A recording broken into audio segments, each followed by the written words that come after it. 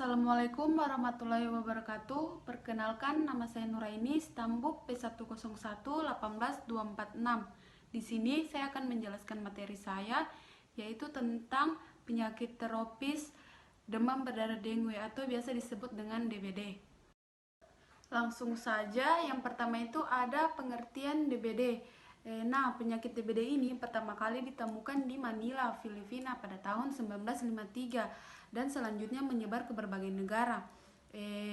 DBD ini merupakan masalah kesehatan masyarakat yang muncul kebanyakan di daerah tropis dan subtropis di dunia. Penyakit DBD ini juga termasuk penyakit akut yang disebabkan oleh infeksi virus yang dibawa oleh nyamuk Aedes aegypti dan Aedes albopictus betina. Kemudian itu pada umumnya menyerang pada manusia. Virus ini juga menyebabkan gangguan pada pembuluh darah kapiler dan sistem pembekuan darah. Lanjut ke data-data terkait penyakit DBD. Nah, ini itu adalah data kasus penyakit DBD per provinsi di Indonesia. Dari bulan Januari hingga Juli 2020, kasusnya itu berjumlah 71.633 kasus.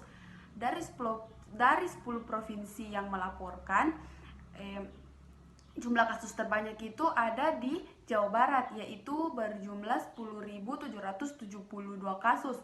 Dan yang terendah itu ada di Riau yang berjumlah 2.255 kasus.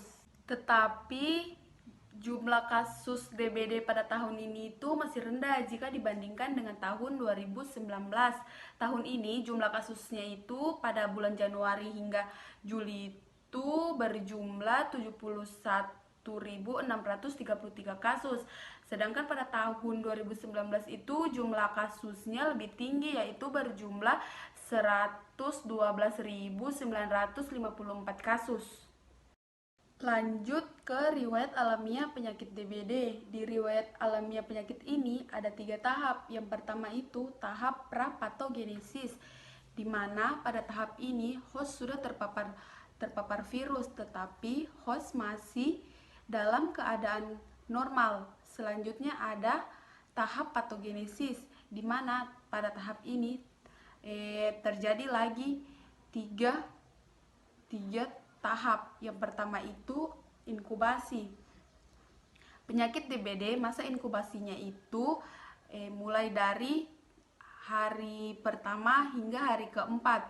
Selanjutnya itu tahap penyakit dini. Di tahap ini terjadi demam akut selama 2-3 hari. Nah, gejalanya itu nyeri kepala, nyeri otot, dan nyeri persendian. Penderitanya juga itu mengalami suhu badan yang sangat tinggi, yaitu mencapai 39 derajat Celcius hingga 41 derajat Celcius. Selanjutnya ada tahap penyakit lanjut. Di tahap penyakit lanjut ini terjadi bintik-bintik pada kulit sebagai manifestasi dan leukopenia, dan terjadi pembesaran hati. Tahap selanjutnya itu ada tahap pasca patogenesis, di mana pada tahap ini terjadi 2 kemungkinan. Yang pertama itu meninggal bagi yang tidak segera ditangani, dan sembuh bagi yang mendapatkan penanganan yang cepat dan tepat. Lanjut ke faktor-faktor resiko penyakit DBD. Faktor resikonya itu ada 4. Yang pertama suhu. Nyamuk biasanya suka pada suhu-suhu yang lembab. Menurut Penontoan 2018 menyatakan bahwa rata-rata suhu optimum untuk pertumbuhan nyamuk itu adalah 25-27 derajat Celcius. Pertumbuhan nyamuk akan terhenti sama sekali pada suhu kurang dari 10 derajat Celcius atau lebih dari 40 derajat Celcius. Yang kedua, iklim. Jika iklimnya hangat, itu bisa mempercepat perkembangan larva dan juga bisa cepat virus bereplikasi. Tetapi jika iklimnya dingin, bisa membuat perkembangan nyamuk itu menjadi lambat. Yang ketiga itu ada tanaman hias. Nah, tanaman hias ini mempengaruhi kelembaban dan pencahayaan di dalam rumah. Jika banyak tanaman hias, berarti akan menambah tempat yang disenangi nyamuk untuk hinggap. dan juga menambah umur nyamuk. Karena biasanya di pot-pot tanaman hias itu terdapat air yang tergenang. Yang keempat itu ada kepadatan penduduk. Kepadatan penduduk ini juga termasuk salah satu faktor risiko penularan penyakit DBD. Karena semakin padat penduduk, maka nyamuk Aedes aegypti semakin mudah menulurkan virus dari satu orang ke orang lain. Selanjutnya ada upaya pencegahan DBD. Nah, upaya pencegahan DBD ini dapat dilakukan dengan cara 3M+, yaitu menguras, menutup, mengubur, di mana kita harus menguras tempat penampungan air seperti bak mandi, bak WC, dan tempat penampungan lainnya.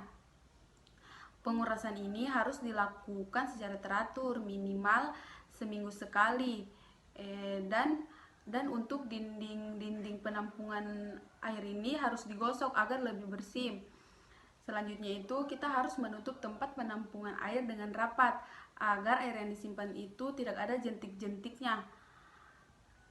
Dan jika ada barang-barang bekas yang dapat menampung air dan tidak dimanfaatkan lagi, sebaiknya dihilangkan dan dengan cara menguburnya ke dalam tanah. Sedangkan yang dimaksud plusnya itu adalah upaya pencegahan tambahan seperti menggunakan obat anti nyamuk, memasang kawat kasa pada jendela ventilasi, gotong royong membersihkan lingkungan, dan menanam tanaman pengusir nyamuk seperti lavender dan geranium. Nah, yang terakhir itu ada upaya penanggulangan DBD. Penanggulangannya di situ ada 4. Yang pertama, memberikan banyak minum sekitar 1,5 liter sampai 2 liter dalam 24 jam. Ini itu untuk mencegah terjadinya dehidrasi dan hemokonsentrasi yang berlebihan. Yang kedua, memberikan obat-obatan terhadap keluhan yang timbul, misalnya paracetamol, agar membantu menurunkan demam. Yang ketiga, bawa ke puskesmas atau rumah sakit terdekat. Yang keempat, melakukan transfusi trombosit. Nah, ini itu dilakukan jika jumlah trombositnya menurun drastis. Sekian dari saya, lebih dan kurangnya mohon dimaafkan. Wassalamualaikum warahmatullahi wabarakatuh.